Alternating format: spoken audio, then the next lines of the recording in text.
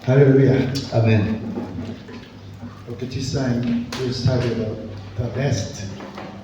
Ngayon ang pag-usapan po natin ay tungkol sa tinatawag na kapahingahan. 7 days, God finished His work and into the rest. Nakita natin, 6 na araw na tinapos ng Diyos yung kanyang paglikha. At sa ikapitong araw, siya po ay nanghinga.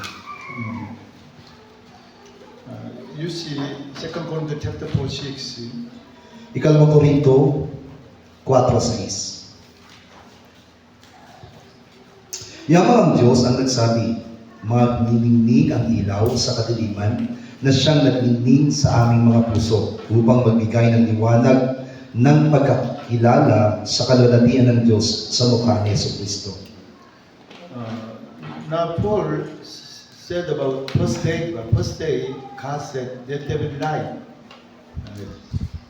He just Jesus Christ. Ang tinutukoy po ni Apostol Pablo dito yung paglikha ng Diyos sa unang araw na kung saan magkaroon ng liwanag at ang liwanag na ay kumakatawan kay Jesucristo. First day God command light to shine out of the darkness.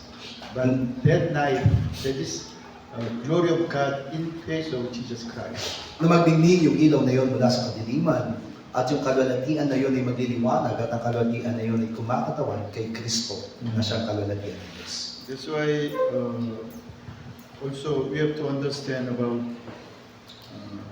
book of the Genesis. At kailangan din natin maunawa mabuti ang aklat ng Genesis. Genesis chapter 1, verse 1 said, in the beginning God created the heaven and earth. Genesis kabanatang 1, talatang 1, nagpasimula ay nilikha ng Diyos ang langit at ang lupa. But spiritually, this heaven and earth, they are all men. Pero ang langit at lupa dito na binabanggit sa spiritual ay tao. Who's the heaven? They are really born again, and belong to Jesus Christ. At yung langit doon na ay kumakatawan sa mga isinilang na muli, nakabilang na kay Jesucristo. Who's the earth? Of course, they are like as unbelievers and then like a Sunday Christians in the church. At ang lupa naman ay kumakatawan naman sa spiritual tungkol sa mga hindi pa nananampalataya at ang mga Kristiyanong panglinggo lang. Yeah. Verse 2, that is situation of the people born again situation. Pagdating sa versikulo 2, ito ay nagpapatunay o nagpapaliwanag tungkol po sa mga taong hindi pa nakaranas ng sinilang na muli. Without form, not yet be born again. Without form, empty. Just that's why Holy Spirit hovering over the surface of the water. Kaya naman tinasabi doon na walang anyo at walang laman at ang kadiliman ay sumasipaw ng kalaliman. Yeah. Holy Spirit really looking for those who want to be born again by the water and Holy Spirit. Ang hinahanap ng banal na Espiritu Santo ay ang may papanganak na muli sa pamamagitan ng tubig at Espiritu. By the love of God, God said, let there be light. It is first time. It was first time. At sa pamamagitan ng pag-ibig ng Diyos, sa unang pagkakataon ay sinabi niya, magkaroon ng liwanag. God the Father, He sent to us through light Jesus Christ to the world. Ipinadala ng Ama ang kanyang liwanag sa atin at iyon ay ang kanyang bugtong na anak na si Jesucristo. And then, those who accept Jesus Christ, they become light. And then those who are not accept Jesus Christ, they are still in the darkness. At ang sino mang tumanggap kay Jesucristo ay nandoon na sa liwanag, ngunit ang hindi pa tumanggap kay Jesucristo ay nananatili sa kadiliman. It is the word of God in the book of the John, diba? At alam natin na ito po yung salita ng Diyos na nakasulat sa aklat ng Juan. That's why John chapter 1 verse 1, in the beginning, there's the word. The word, yes, life. What's life? The life of man. At kung paano nga po na sinabi sa Juan kabanatang 1 na sa pasimulay naroon na ang salita, at mula sa salita na yun ay liwanag, at mula sa liwanag na yun ay ang buhay. And then John chapter 1, diba, the Christ, Jesus Christ came to us as a light, but all the men, they like darkness. That's why they are not accept the light Jesus Christ. At sinabi rin sa aklat ng Juan na si Kristo na siyang liwanag ay pumarito sa atin, pero mas ninais ng mga tao na piliin ang kadiliman. But only verse 12, those who accept the Logos and believe name, diba? Name, logos, they become God's children. Pero sinabi po doon sa talatang 12, ang sino mang manalig at tumanggap doon sa pangalan, doon sa Logos, ay binigyan ng karapatang maging anak ng Diyos. Second day, Christ died on the cross and separate upper water and down water. Sa ikalawang araw naman po'y namatay. Ito'y kumakatawan sa kamatayan ng ating Panginoon Kristo na kung saan ipinaghiwalay yung tubig sa itaas at tubig sa ibaba. And then he shed his water from his side to us. At ibinigay niya yung kanyang tubig sa kanyang tagiliran para sa atin. And then those who believe his name and accept the Logos, finally they can believe, they can save from the water. At ang sino mang nanalig at tumanggap sa kanyang pangalan sa Logos, sila'y maliligtas sa tubig. It is third day, from the water revealed the ground. Sa ikatlong araw nga po, sabi doon, mula doon sa tubig ay lumitaw ang kalupaan. It is said like as a true water baptism, but through water baptism, when they led from water, we join to Jesus Christ who led in death. Kumbaga, maunawaan natin mabuti nang tayo po ay manalig o sa ating Panginoong Kristo, nang tayo po ay maiahon mula doon sa tubig, tayo nakiisa na kay Jesus Kristo. It is like it's us who truly be born again. Ibig sabihin, ito'y kumakatawan sa atin na nakaranas ng tunay na pagkasilang ng buhay. It is also church, di ba? Church, true body of the church. At nasasabi natin ito ay kumakatawan sa iglesia. And then in this church, God give to the church His words, logos, as the truth. Sa iglesia ito, ibinigay niya yung kanyang katotohanan, yung salita ng katotohanan. That's why can bear fruit, di ba? Already third day, there's fruits. Kaya naman sa ikatlong araw ay lumitaw na ang mga bunga. Spiritually, okay, it's okay. We can say to others, not spiritually, God created this way, it's okay, no problem. Pero wag po kayo mag-alala kung ang babanggitin po natin sa aklat ng Genesis Kabanatang 1 ay tungkol sa paglikha ng Diyos. Wala pong magiging problema. All the Bible says about the book of the Genesis as a gospel. Pero tandaan po natin na maging ang kabuuan ng Biblia ng Genesis ay tungkol po sa Ebanghelyo. Already from Genesis chapter 1, there's God's will, God's plan, predestination of God. Sapagkat mula sa Genesis Kabanatang 1 ay naroon na yung paghirang ng Diyos. God open His will.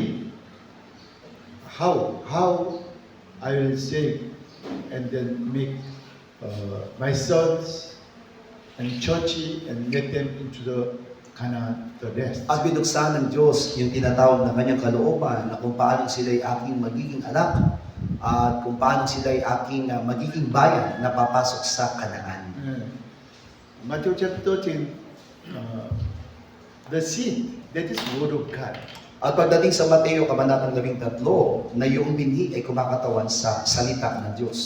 You know, Matthew chapter 13, there's four kind of ground, different kind of grounds. At binanggit ng Mateo Kabanatang 13 na mayroong 4 na klase po ng lupa. First, no side, diba? But there's no fruit because the bird came and eat all the word of God. Ang una ay yung tinatawag na lupa sa tabi ng daan na kung saan magkatapos na masika na binhi ay dumating ang ibon at tinuka ang lahat ng binhi. And then how about the stone, no place? Even though they came out, but soon dry because there's no word of God. At ang pangalawa ay tinatawag na lupang mabato na kung saan maaring ito'y tumubo pero hindi ito nanatiling buhay sapagkat wala po silang lupa. They have no mind about the word of God, the truth. Ibig sabihin, Okay. ang kanyang isipan ay hindi nakatuon doon sa salita ng Diyos at hindi nakatuon sa pagsunod. How about the place of songs and teachers cannot bear fruits? Samantalang yung kalupaan na kung saan puno ng dawag at tinikan, hindi po maaaring Yeah, makapagpunta. because they worry about their life. Like I said, still they love money and then they have interest over the world. That's why they cannot bear fruits. Sapagkat naroon ang kabalisahan nila sa kanilang mga buhay, kaya naman hindi nila makuha makapamunga. How about only good soil can bear fruit 30, 60, 100 times. Samantalang yung mabuting lupa, sila lamang ang nagkaroon ng pagkakataon na mamunga 30, 60, at 100. Who is good soil, good ground? Pero sino nga po ba yung tinutukoy na mabuting lupa? Do you think you are good place, good ground? May bibilang po ba natin ang ating mga sarili na bilang mabuting lupa? No, there's no good ground in the world among all the men. Pero tandaan natin na wala tayong masusumpukang mabuting lupa. Sa mundo. Who is good soil, good ground? Those who overcome all men, all self, and already died on the cross, and then Jesus Christ stay live in them. They are good ground. Ang tinutukoy po na mabuting lupa ay ang lamang tunay na napagtagumpayan yung kanilang lumang pagkatao at ang namumuhay sa kanila ay si Kristo. Sila po yung mabuting lupa. Yeah, the proof is it's not meaning how many members in your church. Yung bunga na yon ay hindi kumakatawan sa bilang na kung saan ilan ang membro sa loob ng iglesia. The Bible proof that is fruit of the Holy Spirit. Tandaan natin na yung bunga doon ay kumakatawan sa bunga ng Espiritu. Yeah, Bible said only good fruit of righteousness, fruit of the Holy Spirit. Maaari sasabihin natin na bunga ng katwiran, bunga ng banal na Espiritu. Yeah, we cannot bear that fruit by ourselves. At hindi natin kayang maipamunga ang mga bagay niyan sa ating sarili Yeah, lamang. because there's no good in our hearts. Sapagkat wala tayong taglay na kabutihan sa ating mga Of puso. course, sometimes we are good, but that is for ourselves.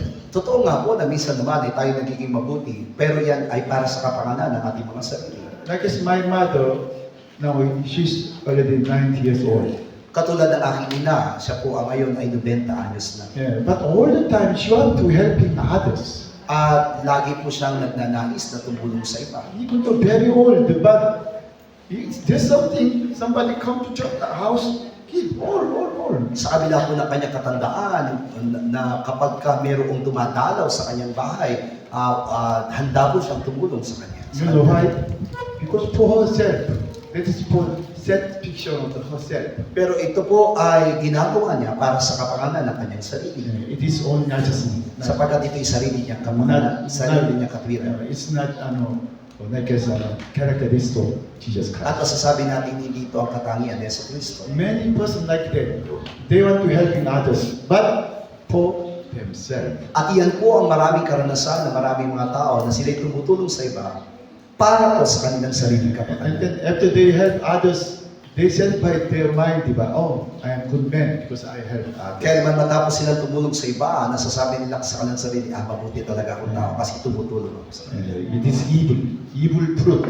There's no Diyos in here. Pero tandaan natin, ito'y may bibilang na masamang bunga at hindi po ito magkakamit ng anumang gantimpala po sa kanila. We cannot bear good fruit. When we die, older men, we can bear fruit by the Holy Spirit. Hindi natin kaya mamunga ng mabuti sapagkat hanggat hindi namamatay ang ating lumang pagkatao, hindi po tayo pwedeng mamunga ng mabuti hanggat hindi pinapanguna ng banal na Please Espiritu. do not deceive by the evil one, devil. Huwag tayong magpapadaya sa gawa ng masama sa diablo. Because until now, we have so many misunderstanding the Bible. Sapagkat hanggang sa kasalukuyan, hindi natin naunawaan ang sinasabi ng Biblia. Yeah, because we choose some Bible verses and make my own doctrine, diba? My own doctrine. Ang ginagawa natin ay pumipili tayo ng mga bersikulo sa Biblia at ginagawa nating doktrina. Yeah, just we decide. If I believe this way and I follow to God this way, this salvation, eternal life. At sinasabi natin na kung ito ang gagawin ko, kung ito ang aking susundin, maaaring ako'y mayroong kaligtasan at may buhay na Yeah, walang even though before me, diba, I have that like that. I choose some verses and I decide to way to God the Father through these verses. At yan din ang aking naging karanasan. Ako'y pumipili ng mga bersikulo sa Biblia at ito yung pinagsasama-sama ko at ginagawa kong katotohanan. Because at that time, I couldn't understand about old myself, old man died on the cross. Sapagkat ng panahon yun na hindi ko pa rin naintindihan ang sinasabi ng katotohanan, hindi ko pa rin alam kung paano mamamatay ang aking lumang pagkatao. Of course, as a believer, all the time, I want to good, diba? Good. I want to overcome the sin all the time. At bilang isang mananampalataya, normal lamang na magnasa ako na gumawa ng mabuti at mapagtagumpayan yung magagawa ng masama. Yeah, you know, last time I invite Pastor Che from China. Why you know why I invite? Di po ba na naranasan ko na imbitahan si Pastor Che na galing sa China? Yeah, Bakit? because she said, their group said, we can overcome. You need change. They said, after demolish this old man. Sa kanila, sapagkat sa kanilang grupo, sinasabi po nila na kaya po nila magtagumpay. Because after I be visionary and pastor, I want to change. But same, all the time same, diba? Same. Again, same sin, same problems. Sapagkat matapos ko nga po sila makilala, ay tunay na naglalayon ako bilang isang pastor na maging matagumpay. Pero ang napansin ko, iyon at iyon din ang kasalanan na aking I ginagawa. want to change, but cannot change. Same mind. Gustuin ko mabago pero hindi ko kayang gawin at nananatiling kapareho din ng aking kaisipan. Yeah, even though sometimes fasting, but not change. Kaya nga po kahit na nagpaayuno ako, hindi pa rin nabago. That's why more, diba? More try fasting, more try to pray, more try to having like I said, peace life. Nagpumilit ako na gawin ang karagdagang pag-aayuno, karagdagang pananalangin, at mas lalo kong dagdagan yung aking buhay pananampalataya pero walang nabago. Yeah, that's why when I some good, diba, good spiritual situation at that time, judge others. At kapag also. nakagagawa ako ng mga bagay na mabuti, ang nagagawa ko naman ay natututo ako humatol sa iba. Yeah, my the gospel word of God changed to the gospel to the road. At nababago yung aking pangangaral na mula sa mabuting balita, bumabalik ako sa kautusan. All the time, like try to push the members through the word of God. You do not. If you do not do, there's no salvation like that. At patuloy kong itinutulak ang mga miyembro na kailangan yung gawin ang mga bagay nito sapagkat kung di nyo ito gagawin, mapapahamak kayo. That's why God let me go to more bad situation.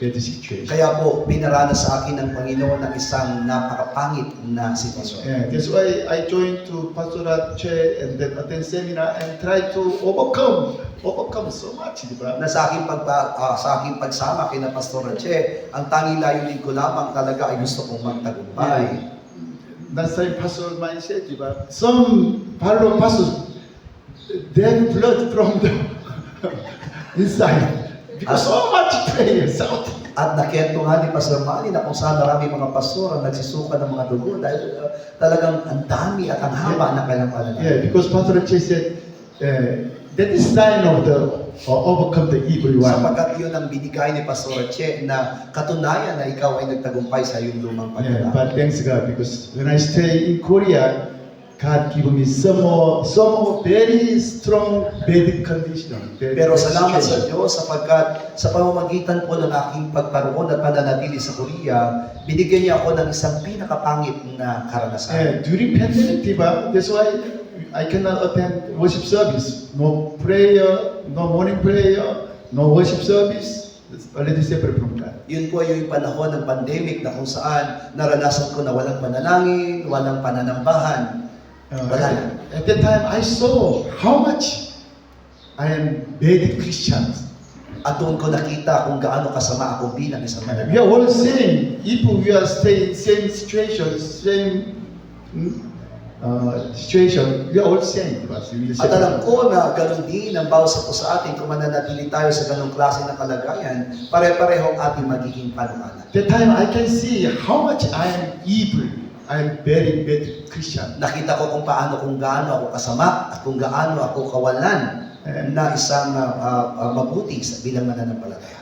There's no good in my heart. Yeah? Only just evil mind. Ibig sabihin, wala akong nasumpungan kahit anong kabutihan sa aking puso, panay kasamaan. That's why I just come to God and then said, God, I am evil one. Kaya naman ako'y lumapit sa Diyos at inamin ko sa Panginoon, Panginoon, ako'y I napakasama. am no good.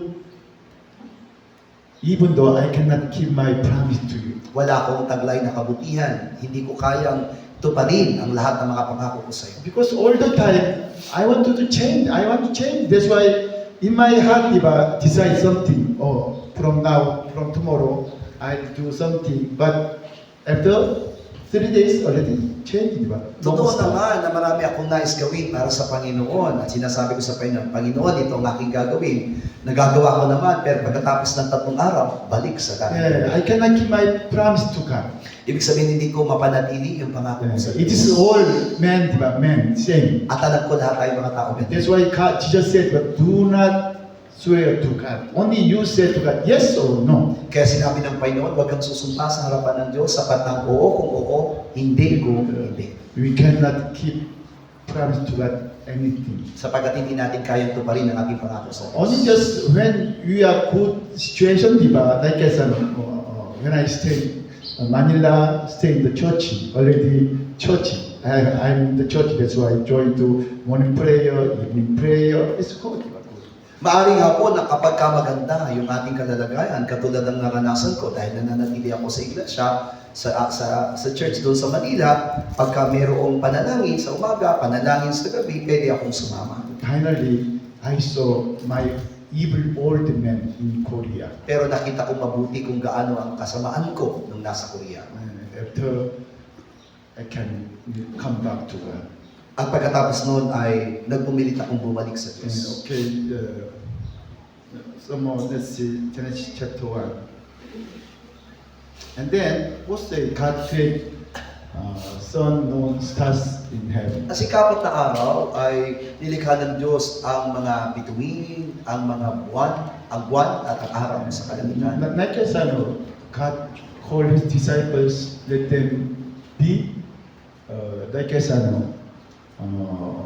prophet or apostles or pastor in the church. At ito'y may ilalarawan natin kung paano ang ating Panginoon ay tinawag niya ang kanyang mga alagad at ginawa silang iba'y mga propeta, ang iba'y mga apostol, iba'y mga guru at pastor. Because already God called them, deny yourself and take cross and follow. Sapagat yun ay panahon na kung saan inutusan sila ng Diyos at tinawag sila ng Panginoon na itanggitin niyo ang inyong sarili at sumunod sa akin. And then if you follow me, you will get same glory in the heaven, same vision glory in the heaven. At kung kayo susunod sa akin, mararanasan ninyo ang katulad ng kalalagi ang aking tinanggap doon sa kalangitan.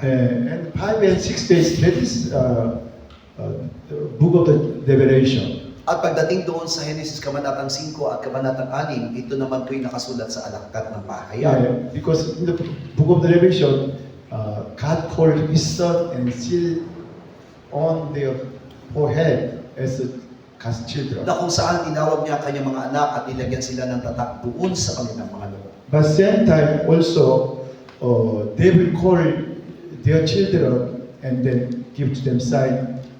Bible says 666. Pero yun din yung panahon na kung saan tinawag din ng Diablo ang kanyang mga anak at binigyan sila ng tatak din sa kanilang mga noon ng may tatak na 666. What's different this time? The animals or men, the 5 days and then 6 days. What's different? Ano nga po ba talaga ang pagkakaiba ng mga hayop doon sa mga tao na siyang nilikha ng Diyos sa ikalimang araw at ika-anim na araw? Yeah, because all the animals they eat food, but there's no truth. No, it just means no the truth. Sapagkat kahit na kumain yung mga hayop na yun, na hindi nila makukuha mamunga, sapagkat wala sa kanila ang katotohanan. Yeah, but only men they eat fruit with seed, means spiritually that is Samantalang the truth word of God. ang mga tao naman ay pinayagang kainin ang mga bunga na nagbubutil upang sa ganoon ay sila'y makapamunga. And then finally, Genesis chapter 2 verse 1, verse 1, That's why the heaveners and then the host of them were finished. At pagkatapos noon sa Henesis Kabanatang 2, talatang 1, at nayari ang langit at ang lupa at ang lahat ng natatanaw sa mga yaon. Yeah. You know, the host of them, host means the soldiers, diba? Soldiers. Already God prepared His soldiers. Alam niyo po ba na yung kumakatawan doon sa lahat ng natatanaw sa mga iyon ay mga sundalo ng ating Panginoon sapagkat sila'y tinawag na. Yeah. Like a revelation, both revelation, already true believers, they belong to God, and like as unbelievers and fake believers, like Sunday Christian, belong to everyone. Katulad ng nakalagay doon sa aklat ng pahayag na kung saan ang lahat ng anak ng Diyos na naging matagumpay ay kabilang sa Diyos, ngunit yung mga mananampalatayang tuwing linggo lamang at mga ordinaryong mga hindi mananampalatay kabilang sama-sama. And then already God decided 144,000, and then already decided who will into the wedding ceremony. Kaya naman ayon sa pasya ng Diyos, hinirang niya ang 144,000 at siya rin ang magpapasya kung sino ang makakapasok doon sa kasalan ng kordero. After 7 days, God into the rest. At pagkatapos nga ng mga araw, ng 6 na araw, sa ikapitong araw, siya ay pumasok sa kapahingahan. Why? Already He finished His will, His plan. Bakit? Sapagkat natapos niya na ang kanyang kalooban, natapos niya na yung kanyang plan. Yeah. If you are spiritually open, you can understand this one through Bible.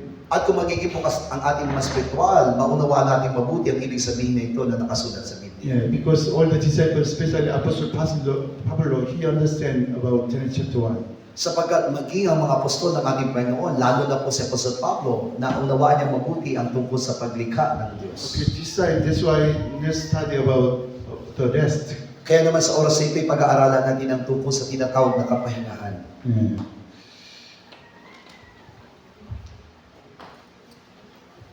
What is rest? To into the God's rest. That is rest. Ang tunay na kapahingahan ay ang makapasok sa kapahingahan ng Diyos. In history of the Israel into the Canaan, that is to rest. At pagdating naman sa kasaysayan ng mga salita, ang makapasok doon sa Kanaan ay ang tinatawag na kapahingahan. But I will say also you understand, there's no rest in the world.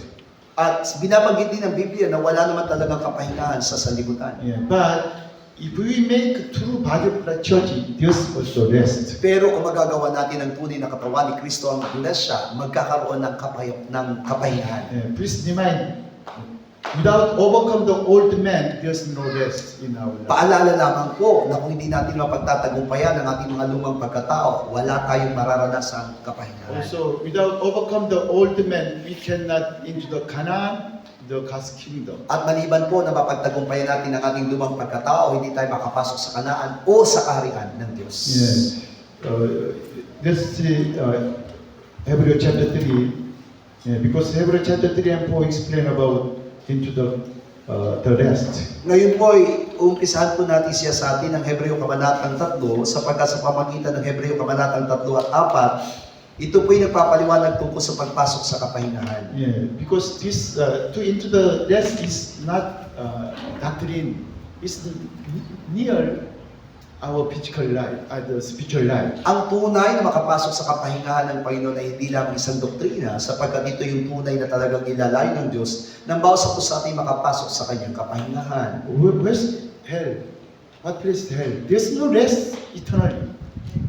Ano po yung binabanggit na impyerno? Ang impyerno po ay ang lugar na walang kapahingahan, magpakailan. Yeah, Bible, Jesus said, diba, they is suffering by the fire. Like as the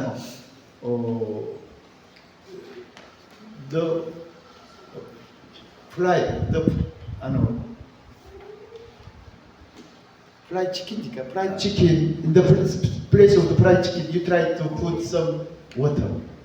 At sinabi nga po doon na yun yung lugar na sinasabi ng ating Panginoon na sila po'y magkakaroon ng tinatawag na magpawala hanggang pagdurusa. Kung paano nga po na subukan po natin na kung tayo nag-iihaw, ng tinatawag na manok at buhusan natin ng tubig. Yeah, Jesus said, but there's no less like as or same situation. Ganun po yung magiging sitwasyon, kalagayan. Yeah, that's why it's very important message into the rest. Kaya nga po masasabi natin na napakahalagang mensahe po ang pagpasok sa kapahingahan. Hebrews chapter 3 verse 7, diba? That's why Apostle Pablo said, therefore, as the Holy Spirit said, today, if you will hear His voice, do not harden your heart as in the day of the trial in the wilderness. Kaya naman sinabi po sa Hebreo Kabanatang 3, talatang 7 hanggang 8, gaya ng mga sabi ng Espiritu Santo, ngayon kung marinig ninyo ang kanyang tinig, huwag ninyong matigasin ang inyong mga puso, na gaya ng mga pamumungkay, gaya ng sa araw ng pagtukso sa ilang. Yeah, because they test God, tried God, diba? And then saw my works. That's why even though after they saw 40 days works of God. Sapagkat sinubok nila mismo ang Diyos doon sa ilang, matapos nilang makita yung 40 araw na ginawa ng Diyos.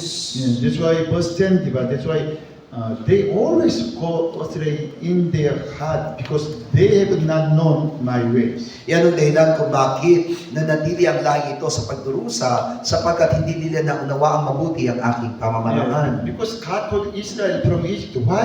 To into the Canaan. Sapagkat ang utos ng Diyos sa mga Israelita kung bakit sila tinawag sa Egypto ay para makapasok sa Kanaan. Yeah, but all the time they angry to God, they complain to God because still they have the evil in their heart. Pero sa lahat ng pagkakataon, lagi silang nagre-reklamo laban sa Diyos sapagkat nagkay nila yung masama sa kanyang mga puso. Yeah, already we know the Bible. God made us for His glory. At sa pamagitan ng Biblia, naunawa natin mabuti na tayo nilikha ng Diyos para sa kanyang kalwalhatian. Hallelujah. Amen. But we have only mind in physical life in the world. Pero ang iniisip lamang natin ay mga buhay natin pampisikal sa sanlibutan. God is good, diba? He's our Father. That's why He'll provide our all needs. Ang Diyos ay mabuti, kaya naman naniniwala tayo na ipagkakaloob ng Diyos ang lahat ng ating pangangailangan. But we don't like waiting. Just we want to ask it to God, or we want to settle problems ourselves. Just looking for physical things. Pero wala tayong tiyaga na maghintay, kaya naman tayo mismo ang nagbibigay ng kahirapan at pagdurusa sa ating mismong sarili. Yeah, that's why verse 11. So I saw in my heart, in my rest, they shall not into my rest. Kaya sa 11, sabi niya, ano pat aking sinumpa sa aking kagalitan, sila hindi magsisipasok sa aking kapahingahan. That's why verse 16, diba? God angry to those who came up from Egypt with Moses. At pagdating doon sa 16, nagalit ang Diyos sa mga kasama ni Moises na galing sa Ehipto. And the verse 17, almost they died, destroyed in the desert because of the evil mind. At pagdating sa 17, halos lahat sila'y nangamatay sa kanilang pananatili doon sa ilang. And verse 18, diba? That's why God promised they led into my rest because they did not obey to me. Kaya naman sinabi doon sa 18, yan ang naging sumpa ng Diyos na hindi sila makapasok sa kanyang kapahingahan. And that's why verse 19, so we see that we could not into because of unbelief. At doon sa 19, nakikita natin na sila hindi nakakapasok dahil sa kawalan ng pananampalataya. Yeah. Okay. Exodus chapter 20 verse 10. Exodus 20, Gis. Ngunit ang ikapitong araw ay sabat sa Panginoon mong Diyos. Sa araw na iyan ay huwag kang gagawa ng anumang gawa, ikaw, ni ang iyong anak na lalaki, ni babae, ni ang iyong aliping lalaki, ni babae, ni ang iyong baka, ni ang iyong taga-ibang lupa na nasa loob ng iyong mga pintuang daan. What's the day of the Sabbath? That is, stop working, diba? Do not work for yourself. Pinaliwanag ito kung ano ang tinatawag na araw ng Sabat. Ito po'y araw ng kapahingahan o hindi paggawa. Okay, go back to Hebrew chapter 4, Balikan natin ang Hebreo 4, verse 3 and 4. Okay, sabay-sabay tayo. 3 hanggang 4. Sapagkat tayo nagsisampalataya ay nagsisipasok sa kapahingahang yaon. Gaya ng sinabi niya, gaya ng isang isinumpa sa aking kagalitan, sila hindi magsisipasok sa aking kapahingahan, bagamat ang mga gawa ay nakatapos mula ng itatagan sa libutan. Sapagkat sa isang dako ay sinabi niya ang ganito, tungkol sa ikapitong araw ay nagpahinga ng ikapitong araw ang Diyos sa lahat ng kanyang mga gawa. Now, Apostle Pablo said about 7 days, about the 7 days, the Sabbath day. Ipinapaliwanag nga po ni Apostol Pablo rito yung ikapitong araw na tinatawag na araw ng Sabat. Yeah. That's why in the beginning, when God created all things, God promised, they shall enter into my rest. They shall into my rest when they keep this Sabbath day. At sinabi doon ng ating Panginoon na sa pasimula pa lamang ay hindi sila makapasok doon sa aking kapahingahan kung sila ay lalabag sa aking araw ng Sabat. And then verse 4, if you want into the rest, you have to stop your work like it's God. Sa 4, ang sino mang nagnanais makapasok doon sa kapahingahan ay kailangan tumigil sa lahat ng kanyang ginagawa. Please, now there's problem of the 700 churches in the world. Alam niyo po ba na malaki ang problema ngayon ng mga tinatawag na Sabatista sa mundo? Yes, even though some Christians they move to the church. Alam niyo na marami ring Kristiyano ang lumipat sa Sabatista. Yeah, because they said we have to keep Sabbath day. It is God's will. Sapagkat ipinipilit po nila na kailangan pong sundin yung tinatawag na araw ng Sabat. Yeah, but they don't know about the meaning of the Sabbath. Pero hindi naman nila alam kung ano ibig sabihin ng Sabat. Yeah. Sabbath is not day, not like Saturday, not Saturday. Pero tandaan po natin, yung tinatawag na Sabat ay hindi nakasentro sa isang araw o tinatawag na araw ng Sabado. Yeah. God did rest after all finished His works. Ibig sabihin ng Diyos ay namahinga matapos niyang gawin ang lahat ng kanyang mga gawa. Yeah. That's why today we can into the rest of God. Ganon din naman ang basa po sa atin ay maaari makapasok doon sa kapahingahan ng Diyos. When we finish our work for ourselves, that is rest. At kung matatapos natin ang lahat ng mga gawa para sa ating mga sarili, yan ang tinatawag na kapahingahan. Okay, Hebrew chapter 4, from verse 7, di ba? Hebreo 4:7. Do not be hardened by the devil, David, God said to us. Sabi doon, huwag ninyong papagmatigasin ang inyong mga puso. Okay, verse 8, sabay-sabay tayo. 8. Sapagkat kung ibinigay sa kanila ni Josue ang kapahingahan, ay hindi na sana niya sasalitain pagkatapos ang ibang araw. But King James Version, not Hosea, Jesus. If Jesus had given them rest, then would he not afterward have spoken of the other days? Pero alam niyo kung ba't nasa original na salin, hindi Josue ang ginamit, kundi sapagkat kung ibinigay sa kanila ni Jesus ang kapahingahan, ay hindi na sana niya sasalitain pagkatapos ang ibang araw. Of course, Jesus Christ will give to us rest in the last day, in the God's kingdom. Alam mo natin na sa huling araw, doon sa kanyang karya na ibibigay naman talaga ni Jesus ang kanyang kapahingahan sa atin. 2,000 years ago, when Jesus Christ became man, He did not give to us rest. Sapagkat 2,000 taon nakalipas nang si Jesus ay magkatawang tao, hindi niya tayo binigyan ng kapahingahan. Because to into the rest, that is our own responsibility. Sapagkat ang pagpasok sa kapahingahan ay nasa ating mga responsibilidad. It is not grace of God. Of course, grace of God, but we have to believe and obey and into the rest. Maaari nga po na ito ay maibibilang nating biyaya ng ating Panginoon. Pero sa pagpasok natin sa kapahingahan, nasa atin ang pagpapasya kung ninanais natin makapasok sa kapahingahan. That's why verse 9 still remain into the rest of the God's people. Sinabi nga doon sa 9 na may natitira pang isang pamamahingang Sabat.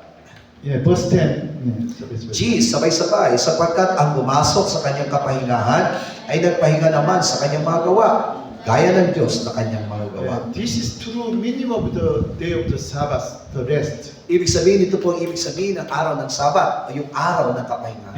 If you want to into the rest, like a son of God, you have to start your own works. Kaya naman kung tayo po talaga ay nagnanais na makapasok sa kapahingahan tulad ng naranasan ng Diyos, ang una dapat natin gawin ay itigil ang lahat ng ating magawa. But today, we don't like to start works on self, di ba? Huh?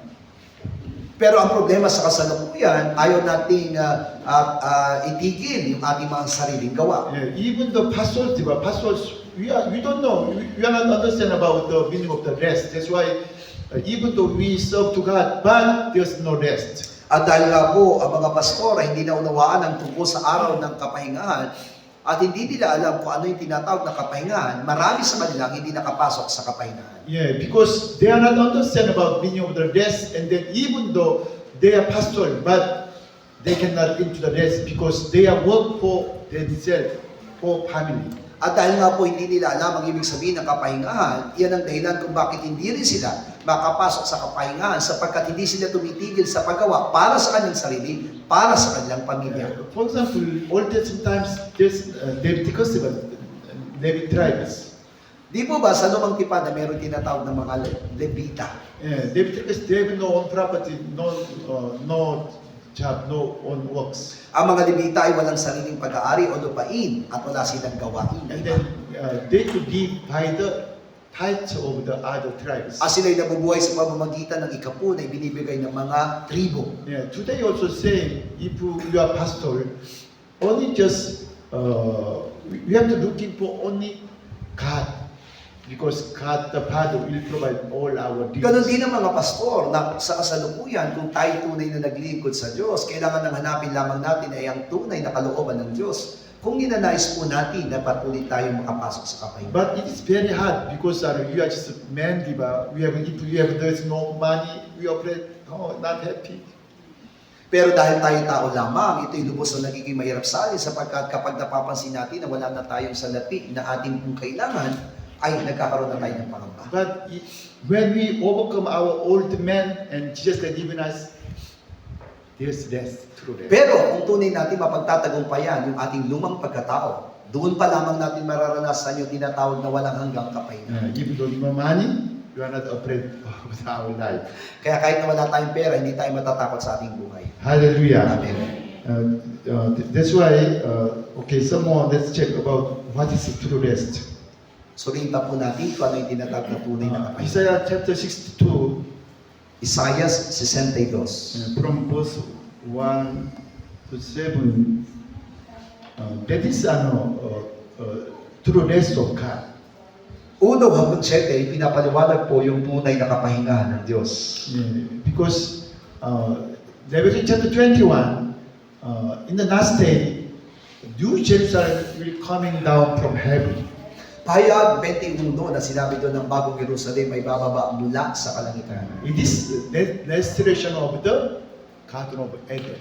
At ito po ay matasabi po nating naglalarawan sa hardin ng Eden. Yeah, because the devil and Adam's sin, God closed Garden of Eden. Dahil nga po sa diablo at sa kasalanan ginawa ni Adan, sinara ng Diyos yung hardin ng Eden. And then God sent to us His Son Jesus Christ, and then through the Jesus Christ, we can overcome the bad. We can restore the Garden of Eden and into the New Jerusalem. At ipinadala ng Diyos sa atin ang kanyang bugtunan upang tayo makapasok doon sa upang magawa natin mabuksan muli yung hardin ng Eden. Yeah, verse 1, diba? Zion and the New Jerusalem. Until God prepared New Jerusalem, I will not rest. God said, I will not rest. Ang sabi po dito sa talatang 1, ikaw na Zion at Jerusalem, hindi ako magpapahinga hanggat hindi ko na itatayo ang bagong Jerusalem. Which means, God is not today in the rest. Ibig sabihin, sa kasalukuyan, hindi po wala sa kapahingahan ng Diyos. Yeah, because not yet His all will, His plans. Sapagkat hindi pa natatapos ang lahat ng kanyang mga plano. What is His will? God prepared New Jerusalem, the bride of Christ, and then finally coming down to us. At ano yung kanyang kalooban? May handa niya yung tinatawag na bagong Jerusalem, nakasama po yung kanyang babaeng pakakasalan Yeah. at bababa dito And sa then, okay, verse 2 and 3. 2 hanggang 3. At makikita ng mga bansa ang iyong katwiran at ang lahat ng hari sa iyong kalwalatian. At ikaw ay tatawagin sa bagong pangalan na ipinangalanan ng bibig ng Panginoon. Ikaw naman ay magiging putong ng kagandahan sa kamay ng Panginoon at diademang hari sa kamay ng iyong Diyos. Thanks God. And then from verse 4, clearly explain to us what is New Jerusalem. At mula sa versikulo 4 ay niliwanag sa atin kung ano talagang ibig sabihin ng Jerusalem. Yeah. You shall no longer term forsaken, nor shall your land no more turn to desolate. But you shall be called Hephzibah, my delight. That means my delight. Sabi dito, hindi ka natatawaging pang pinabayaan, hindi na rin tatawaging pang iyong lupain na iba, kundi ikaw ay tatawaging Hephzibah, ibig sabihin, binuo. Yeah. Yeah. Jesus Christ will say to New Jerusalem, His bride is Hephzibah. You are my love. You are my delight. At sasabihin niya nga po doon sa kanyang bagong Jerusalem na bababa, ikaw ay Hephzibah, ikaw ay aking iniibig, at ikaw ay mahalaga sa akin. Yeah. And then your land, the brides, they said, I am Beulah. I have a husband. At doon sa kanyang mapapangasawa, sabi niya doon, ikaw ay Beulah. Hallelujah. Amen. Yeah. That's why this wedding ceremony of them in the last time. Kaya ibig sabihin, meron talaga magiging kasalan sa huling araw. Yeah. We have to be Hephzibah. Na kailangan natin maranasan yung tinatawag na Hephzibah. Yeah. That's a wife of the young man. Ibig sabihin tayo magiging asawa ng batang kordero. At the time, the young man Jesus Christ really said to his brides, "You are my Hephzibah. You are my delight." Ibig sabihin si Jesucristo mismo ang magsasabi doon sa kanyang pakakasalan na sasabihin niya, ikaw ang aking Hephzibah. Ikaw ang mahalaga sa akin. We said, "Oh, Beulah, oh, I am your wife. You are my husband." At ang isasagot naman natin sa ating Panginoon, ikaw ay aking Beulah. Ikaw ang aking asawa. Yeah, At pinamahal. verse 5, okay, sabay-sabay. 5, sapagkat kung paano ang binata ay nakikipagtipan sa dalaga, gayon nakikipagtipan ang inyong mga anak na lalaki sa iyo. At kung paano ang kasintahang lalaki ay nagagalak sa kasintahang babae, gayon nagagalak ang Diyos sa iyo. Yeah, I guess wedding ceremony. Yeah. Ibig sabihin, ito po yung sinasabing kasalan ng kordero. And then verse 65, I have set watchmen on your walls, O Jerusalem. That's why until God fulfill you, Jerusalem, do not keep silent. Do not keep silent. At sa 6, ako'y naglagay ng mga bantay sa iyong mga kuta, o Jerusalem. Sila hindi magsisitahimik kailanman sa araw o sa gabi. Kayong mga nag-aalala sa Panginoon, huwag kayong mga pahinga. Yeah, God said to us, do not be silent, because even though God not into the rest, still He's working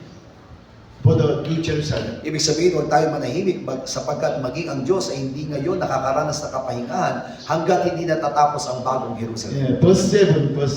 7, at huwag ninyong bigyan siya ng kapahingahan hanggang sa siya'y matatag at hanggang sa kanyang gawing kapurihan sa lupa ang Yeah, Jerusalem. that's why give to God no rest until He prepared New Jerusalem. Ibig sabihin, huwag natin papagpahinahin ng Diyos hanggat hindi po niya na ipagkakalob sa atin ang bagong Jerusalem. Yeah, that's why He explained to members of Seventh Adventists, not yet about the meaning of the to rest. Kaya naman kailangan natin ipaliwanag sa mga Sabatista na hindi pa sila tunay na nakakaranas ng kapahingahan. Yeah, Revelation chapter 21, 6 and 7. Pahayag 21, 6 hanggang 7. Yeah, because after New Jerusalem coming down from heaven, God said, He said to me, "It is done, it is finished." Sapagkat matapos po na magawa yung bagong Jerusalem doon sa kalangitan, doon pa lamang sasabihin ng Diyos na nagawa na. Yeah, it is done. And then finally God will into the rest.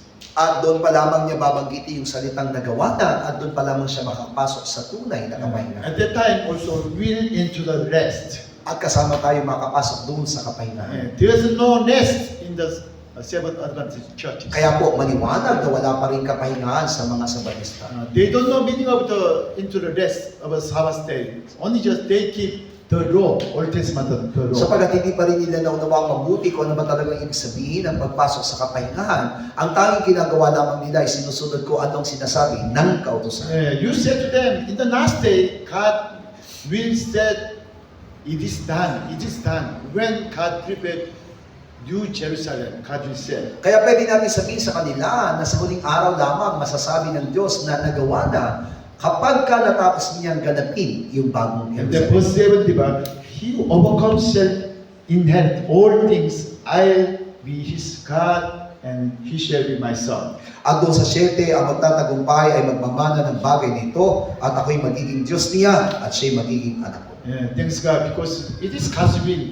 Even though before we into the New Jerusalem, we can be rest, we can into rest in the world. At salamat sa Diyos sapagkat bagamat hindi pa tayo nakakapasok doon sa bagong Jerusalem, maaari na nating maranasan yung kapahingahan na yun dito sa lupa. When the God's kingdom come to us, we can into the rest. Ibig sabihin kapag dumating na sa atin ang paghahari ng Diyos, pwede na nating maranasan ang kanyang kapahingahan. But before we overcome our old man, there's no God's kingdom stay in us. Pero hanggang hindi natin napagtatagumpayan ang lumang pagkatao na nasa atin, hindi darating sa atin ang paghahari ng Diyos. When we overcome our old man, the Holy Spirit, the God's kingdom will stay us by the Holy Spirit. Sapagkat kapag napagtagumpay na natin ang ating lumang pagkatao, ang Diyos, ang Banal na Espiritu Santo, ang gagabay doon sa karya ng Diyos upang sumatin. Do you remember Jesus said, diba, when I cast out demons by the Holy Spirit, already the God's kingdom come upon to you. Naalala po ba natin, sinabi ng ating Panginoong Jesus na kung ako'y nagpapalas ng demonyo sa pamagitan ng Espiritu Santo, ang karya ng Diyos ay dumating na sa inyo. Yeah. That's why even though when we still alive, we have to into the rest. Kaya naman kahit buhay pa tayo dito sa lupa, kailangan nating makapasok doon sa kapahingahan. Lucas chapter 17, 20-21. Lucas 17, 20-21. At palibhasa ay tinanong siya ng mga Pariseo kung kailan darating ang kaharian ng Diyos. Ay sinagot niya sila at sinabi, ang kaharian ng Diyos ay hindi pa rito na magpapakita. Di sasabihin man nila, narito o naririyan, sapagkat narito ang kaharian ng Diyos ay nasa loob ninyo. Of course, in the last day, we can see the New Jerusalem. Totoo naman na sa huling araw, makikita natin na mukhaan yung bagong Jerusalem. But when we still arrive in the world, we cannot see New Jerusalem, like God's kingdom, the kingdom of God. Pero maliwanag na habang tayo dito sa lupa, hindi natin talaga makikita ang kaharian ng Diyos. Yeah, but God, Jesus said, but the kingdom of God is within you. Pero sinabi mismo ng ating Panginoong Jesus na yung kaharian ng Diyos ay nasa loob ninyo. Okay, let's check yourself. Do you have kingdom of God? Kaya nga suriin natin ang ating mga salita, taglay natin ang kaharian ng Diyos. If you are staying kingdom of God, member of the kingdom of God, there's no worry about your life. Sapagkat kung nananatili na tayo ngayon sa paghahari ng Diyos, wala pong anumang kabalisahan tayong You mararanasan. can stay in peace. At tayo po'y may kapayapaan. Hallelujah. Amen. Okay, Romans chapter 14, 17. Roma 14:17. Sapagkat ang kaharian ng Diyos ay hindi ang pagkain at pag-inom, kundi ang katwiran at ang kapayapaan at ang kagalakan sa Espiritu Santo. But why, even the Christian, you are looking for eat, how worry about how to eat, some money, others. Bakit nga ba ang Kristiyano ay balisa na hanapin ang lahat ng mga bagay na kakainin, inumin o pangangailangan pampisikal? That's why there's no peace, no rest. Yan ang dahilan kung walang kapayapaan at walang kapahingahan. Yeah, what is the kingdom of God? That is only righteousness and then peace and joy in the Holy Spirit. Samantalang ang kaharian ng Diyos ay ano lamang, yun yung tinatawag na kapayapaan, kalwalatian, at kagalakan. I know Filipino character is peace and joy, but it's not kingdom of God. Alam ko naman ang mga Pilipino'y laging payapa at may kagalakan, pero hindi pa yan maituturing na paghahari ng Diyos. But if you are in the peace and joy by the Holy Spirit, you will really change. You will follow to Jesus Christ. Sapagkat kung tunay tayo na nasa kaharian at tunay na pinagaharian ng Banal na Espiritu Santo, tayo mababago at lubos sa susunod kay Heso Kristo. Matthew chapter 11, 29, 30. Mateo 11, 29 hanggang 30.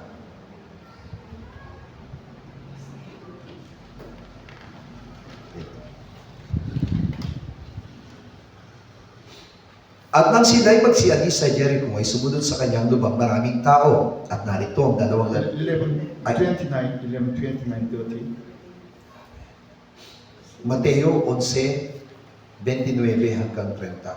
Pasanin ninyo ang aking pamato at mag-aral kayo sa akin, sapagkat ako'y maamo at mapagpakumbabang puso. At masusumpungan ninyo ang kapahingahan ng inyong mga kaluluwa, sapagkat malambot ang aking pamato at magaan ang aking asal. Jesus Christ want to give to us the rest. Ang ninanais ng ating Panginoon ay bigyan tayo ng kapahingahan. Yeah, he said, if you yoke with me, you can learn from me, and then you will find rest for your souls. At ang sabi niya doon, kayo isa sa akin, kayo'y mag-aaral sa akin, kayo'y matututo sa akin, at masusumpungan ninyo ang kapahingahan. But we don't like to yoke together with Jesus Christ. Pero lahat po tayo na hindi nagnanais na makasama sa Yesu Kristo. Yeah. But like verse 30, diba? My yoke is easy and my burden is light. Pero sinabi ng 30, sapagkat malambot ang aking pamatok at magaan ang aking pasan. If you deny yourself, give yourself, and follow Jesus Christ, it's very easy and your burden is light. Kung itatanggi natin ang ating sarili sa harapan ng pinagsusunod sa Kanya, tunay nga po na ang Kanyang pamatok ay magaan. You know, I don't know in the Philippines, but Korea is very hard to get salary. Means, company asking so much, hard working. Alam niyo po ba sa Korea, para kumita ka, hinihiling po ng isang kumpanya na magtrabaho ka ng sobra. Yeah, they are giving high salary, but so much stress about working in the company. Kaya kahit na po mataas ang kanilang sweldo, ay punong-puno sila ng kabalisahan sa trabaho ang kanilang dapat gampanan. Yeah, but I have no stress Salamat sapagkat wala kang because stress. I am not Wala akong working in the kabalisahan. company. Pagkat wala naman akong kumpanya. Hallelujah. Amen.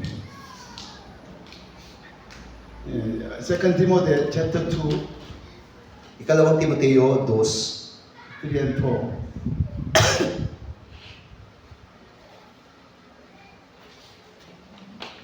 Tres hanggang 4. Makipagtiis ka sa akin ng mga kahirapan na gaya ng mabuting kawal ni Kristo Jesus. Sino mang kawal na nasa pagkakawal ay hindi nahalubilo sa mga bagay na buhay na ito, upang siya'y kalugdan na noong nakatala ng pagkakawal. Yeah. The soldiers of Christ will intends himself with the affairs of their life. Ibig sabihin ng tunay na kawal ni Kristo ay hindi nakikihalubilo sa mga bagay na walang kinalaman sa pagiging kawal ni Kristo. Hallelujah. Okay. Old Testament times, like Leviticus chapter 16, 31, 32. Sa lumang tipan, sa Leviticus 16, Okay, sabay-sabay. 32, 31, 32. Sabay-sabay po. Sabat nga ang takdang kapahingahan sa inyo at napagdadalamhatiin ninyo ang inyong mga kaluluwa, ito'y palatuntunang magpakailanman at ng saserdote na papahiran at itatalaga upang maging saserdote na kahadili ng kanyang ama ay siyang tutubos at magsusuot ng mga kasutang lino ng mga banal na kasutan. Yeah. Even though in the Sabbath day, God said, you shall your soul. It is a statute forever. Sabi dito mismo na kahit nasa araw ng Sabat ay mayroong kadalamatian kayo sa inyong mga kaluluwa at ito'y palatuntunan magpakailanman. Yeah, because to into the rest, we have to fight it with ourselves. Sapagkat para makapasok tayo doon sa kapahingaan, yun ay kailangan natin labanan yung ating mga sarili. Without overcome the old man, we cannot into the rest. Sapagkat maliban po na mapaglabanan natin at mapagtagumpayan ang ating lumang pagkatao, hindi tayo makapasok sa kapahingaan. Even the kingdom of God cannot open to us in the world. At ganoon din naman na hindi mabubuksan ang kanyang kaharian dito sa atin sa lupa. Already I told you, Hebrew chapter 3 and 4 says about into the rest. Kung paano nga po na binanggit ko sa inyo kanina, ng Hebreo 3 at 4 ay ang pagpasok sa kapahingahan. But why Hebrew chapter 12 says about word of God? Pero bakit binabanggit mismo ng Hebreo Kabanatang 12 ang tungkol sa salita ng Diyos? Hebrew chapter 4, 12, 13. Hebreo 4:12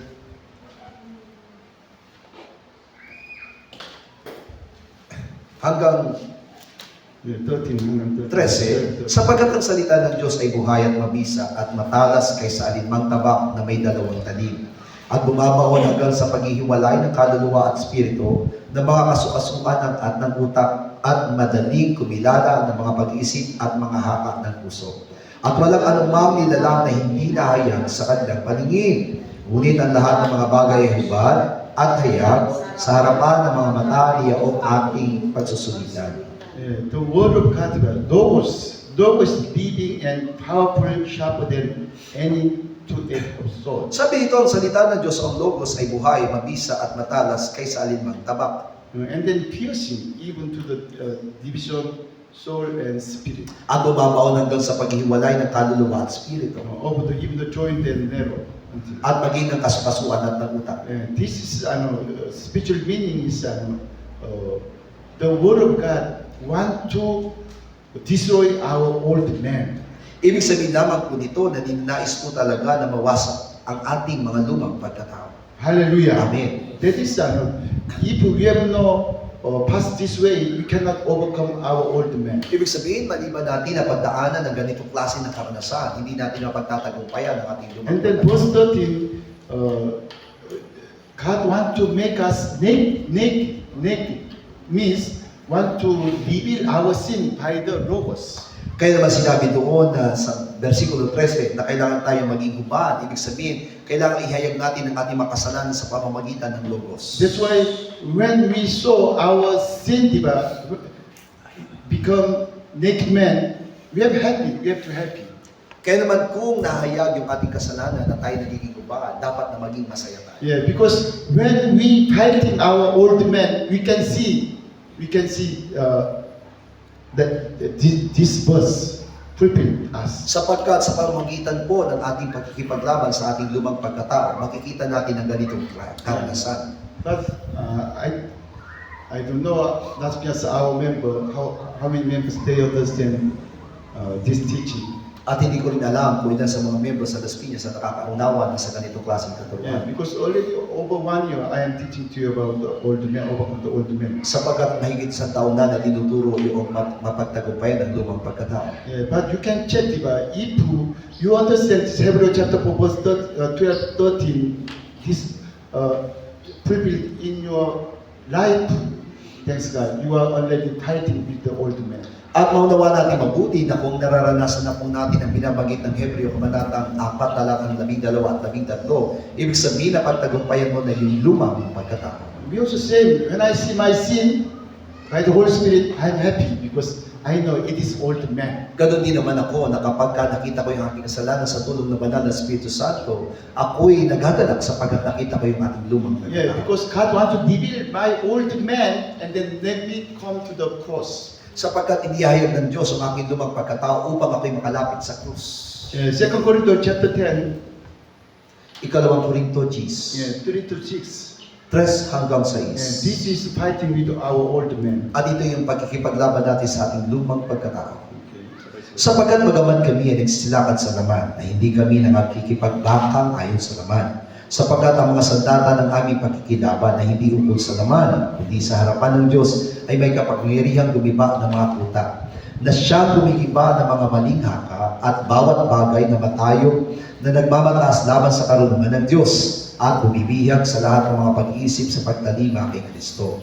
At nakahanda upang magiganti sa lahat ng pagsuway kung maganap na ang inyong pagtalima. Yeah, God wants to destroy our strongholds. But what is our strongholds?